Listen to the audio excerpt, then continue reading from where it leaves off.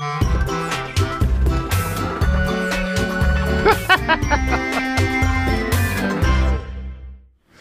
and welcome to Sunday with Mike, show number 95. On today's show, we're going to cover becoming an officiant, GDPR privacy policy, exit favors, and people making assumptions about you. We have a very special announcement that we'd like to share with everyone.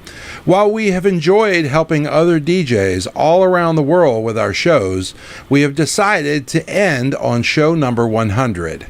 That leaves us just 5 more shows to try and help you and your business.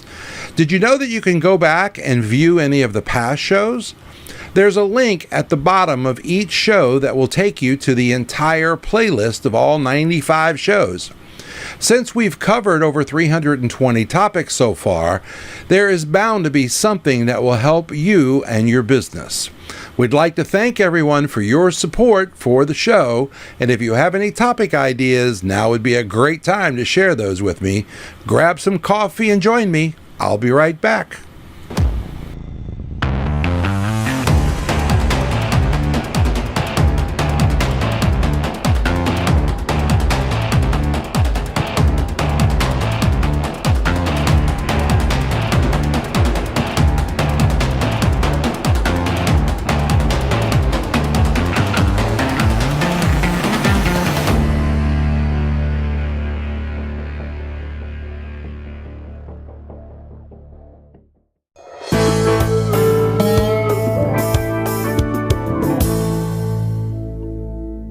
More and more, I see regular folks doing wedding ceremonies as the officiant. As I checked into this practice, I found that it doesn't take too much to become an ordained minister and be able to perform ceremonies in your state. Before we dive into the details, let's talk about why you might want to become a wedding officiant.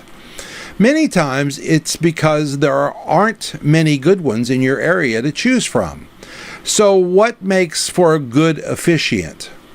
In my view, and that's all this is, it should be someone with a good speaking voice. They should be passionate about weddings. They should really care about the outcome for their couples and have excellent microphone handling skills.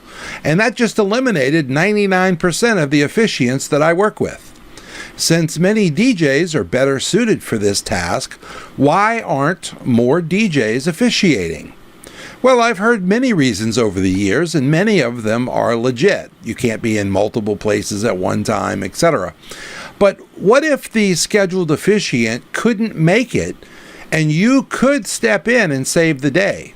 How cool would that be? That was my motivation when I started looking into this topic. I still haven't actually done it yet, but I am friends with many who have.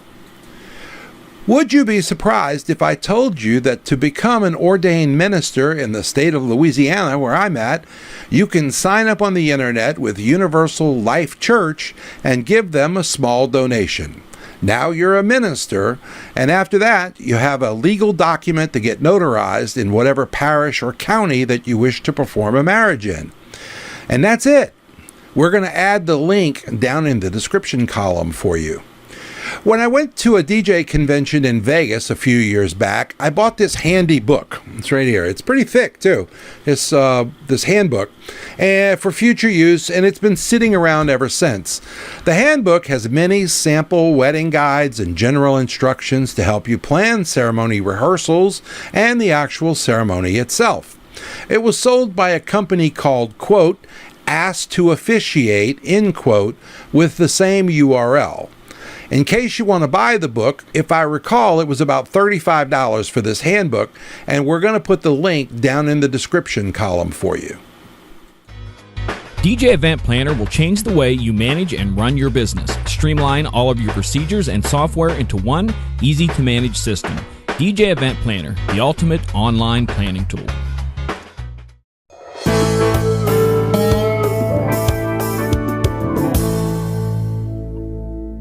Have you noticed that all of a sudden you're being hit with notices on the internet at every website that you visit, asking if you accept their cookies and or their privacy policy?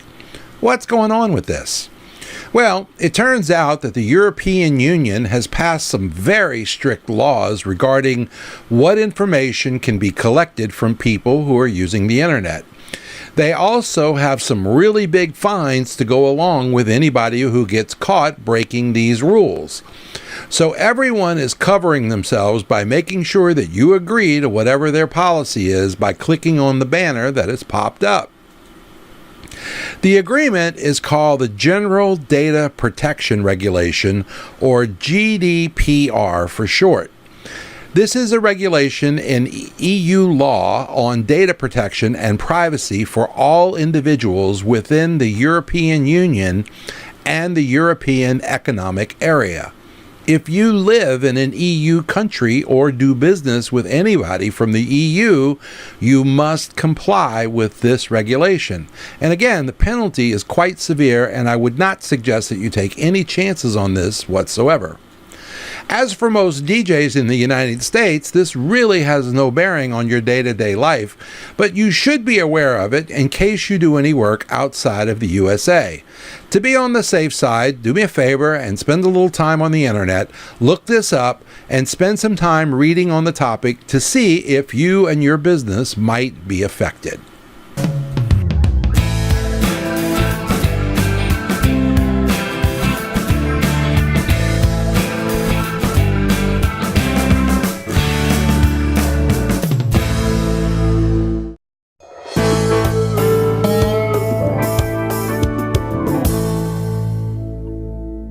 Most of the weddings that I do will end with a huge send-off for the couple. Most of the time, we set up a double departure line outside or near the exit and get everyone ready to send the newlyweds off to their honeymoon. It also is very common in my area for the guests to be given something for this exit called an exit favor.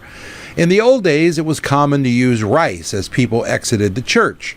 Since many of today's weddings are not at churches, this tradition seems to have evolved into a send-off at the reception itself. Most venues won't let you use rice anymore because it's bad for the birds that can eat it. Many of them won't let you use other things either, like sparklers, because of insurance concerns.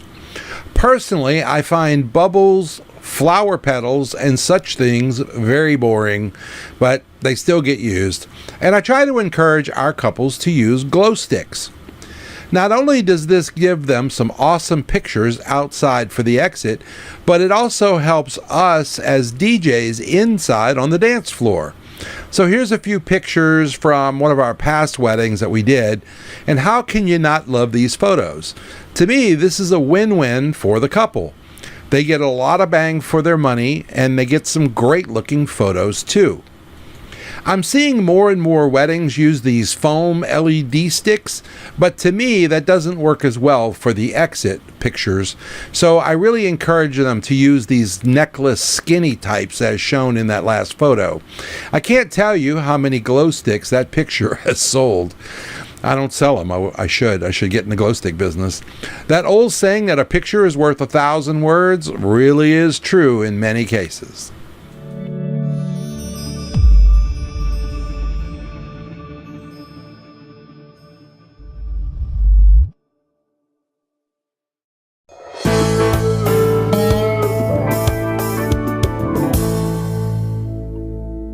So let me ask you something, and I need you to be really honest with yourself on this one. If you see someone doing something out of the ordinary, don't you make assumptions about that person? I mean, be honest. The lady with the really short shorts, or the old guy trying to be hip, you get the idea. So with that in mind, we can safely say that most people will make assumptions about other people when something is unusual. It's just a part of who we are in observing our surroundings. I needed to set the stage for you to understand my next point. The odds are really high that the guests at your events are making assumptions about you too. Are those assumptions good or bad? If you go to the bar even to get water, people could assume that you're drinking alcohol. Doesn't that matter at all to you? What if you were underdressed at an event? Will people notice? They absolutely will. On the other hand, what if you wore your mirror ball vest? And I'm sure that, people, you're glowing everywhere. I'm sure that would be the wrong kind of attention also.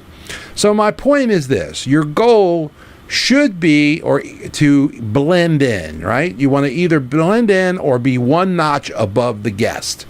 Remember that old saying, dress to impress? Well, it's still around and it still means something. Dressing down will only hurt your business. So be aware of your surroundings and what you're doing at events. You don't want to be judged by someone in the audience the wrong way.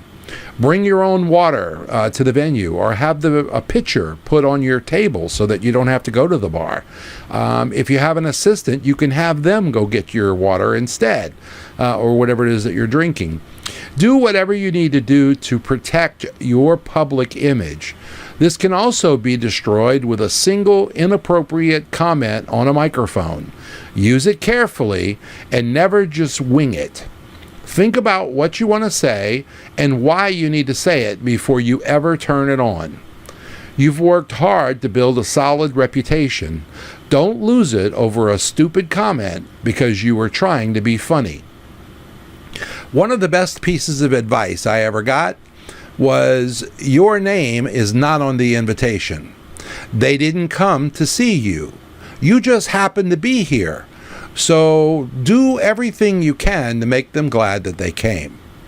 And that's going to be our show for today. I hope you will share it with your friends and give me your thoughts down in the comments section, and be sure to give us a thumbs up. We're still saving a seat for everybody in the Sunday with Mike Facebook group, and I hope you'll join me there, and we'll see you here next week.